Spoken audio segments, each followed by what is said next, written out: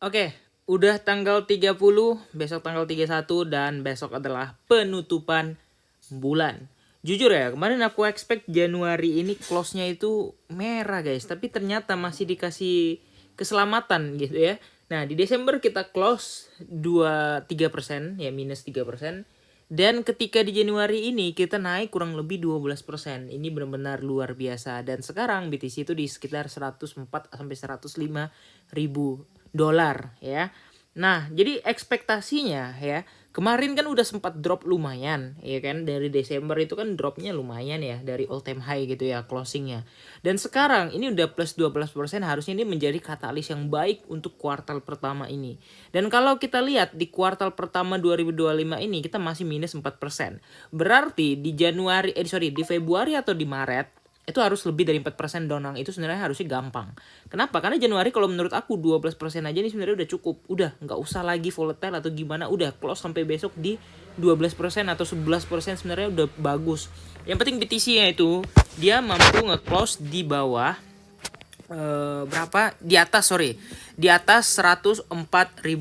Nah, sekarang udah aku gambar plan lagi, yaitu adalah plan lanjutan. Di sini kalau kita perhatikan plan lanjutan ini, dia akan menuju ke resistance. Nah, jadi aku belum yakin juga guys sepenuhnya.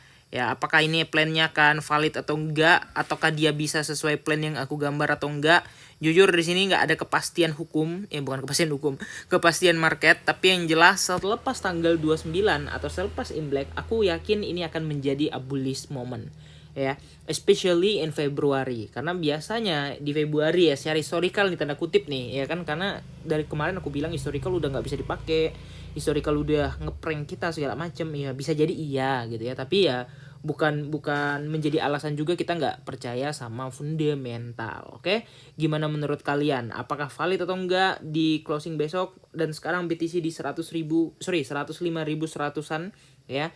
Ini adalah area resistance yang kemarin, dan iya sebenarnya ini udah closing ya. Kalau menurut aku sih ini udah closing secara cakep untuk 4 jamnya, dan juga udah di atas MA50 yang artinya ini udah break momentum bullish trend kayak gitu ya. Setiap kali tren itu break dari MA50 itu akan menghasilkan kenaikan yang cukup signifikan.